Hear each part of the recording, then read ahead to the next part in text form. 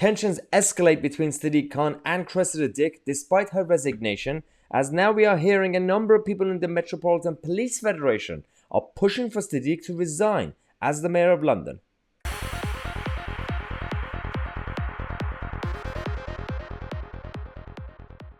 There's no surprise that when there is drama inside the establishment, the top of the establishment, the people who get hurt are people who have no power.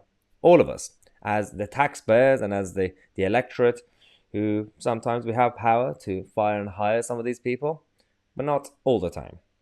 For example, Sadiq, the voters have no say, but we can vote out Sadiq Khan. Now, Sadiq resigned a few days ago. It was because Sadiq Khan was pushing her out, so she jumped before she was pushed, and that created more tensions inside the Met. And there is no good side from my perspective, because Sadiq Khan is a terrible leader. Cressida was clearly a terrible manager in terms of every evidence that we now have, and I'm going to give you some stats in this video to show you how terrible, or at least the attempt that she was trying to use to reform the Met didn't really work, did it, Cressida? Now we have both sides attacking each other. In the middle of all this, crime is still going up and people are being hurt. Sadiq Khan is making it more political. He's writing articles. A couple of days ago in The Guardian, Sadiq Khan wrote an article saying, "Well, I recall the bad old days of the Metropolitan Police. Never again." If I never again what? He didn't really finish the sentence properly. So, well, never again, you want the Met to be good or bad? But jokes aside, this is the guy whose policies and his Labour Party policies have always actually ended up creating more crimes. Crime always went up and still go up in Labour areas, Labour-controlled council areas, compared to the Tory areas, or like in non-socialist areas, let's just say. That's one problem. Second problem is she's already gone, and you're still making it a political point-scoring situation. I did predict this. When Cressida resigned a few days ago, I said, well, we're going to see Sadiq using it as a political tool. He's going to use it for a potential future Labour leadership bid or whatever he wants to do with his life. And in the middle of all this, Priti Patel, as usual, is going to be completely ignored. If she were smart, she would have fired Cressida and used that as her political point scoring, but they're not really smart. Now, from the Police Federation, we have had comments against Sadiq Khan's article, saying that the Mayor of London had undermined the professional, dedicated and incredibly difficult work of tens of thousands of hardworking and brave police officers from across the capital. But that's the thing. Just like the NHS, the good police officers are also being undermined. That is true. Whilst you have the leadership and the executive, what people in command, ruining certain decisions, there are a number of police officers who are now not as powerful, but they're being undermined.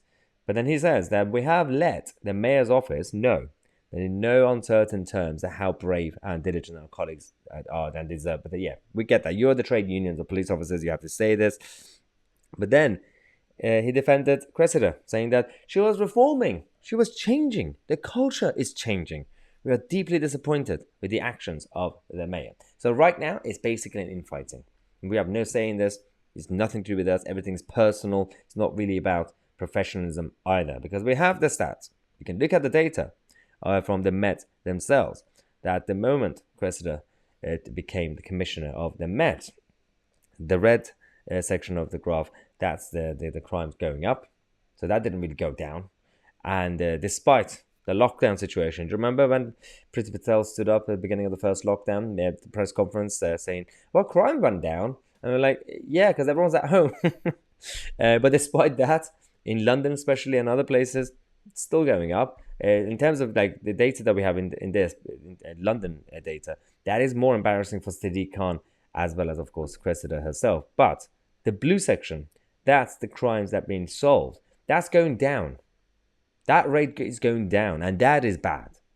So not only you are seeing number of offences increasing, in terms of the existing cases, it's still going down in terms of not being solved. So this it's not really looking good for, of course, the Mayor of London, his office, but also the Federation, the leadership of the Federation, who are just blindly defending Sadiq.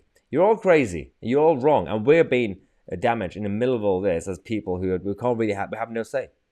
I can't really, we can't really do a recall petition to fire Sadiq Khan right now. We can't really have any say in terms of who's going to be appointed as the next commissioner. So good luck with that. And the only thing that we could rely on is the Home Secretary. And where is the Home Secretary, guys? Have you heard?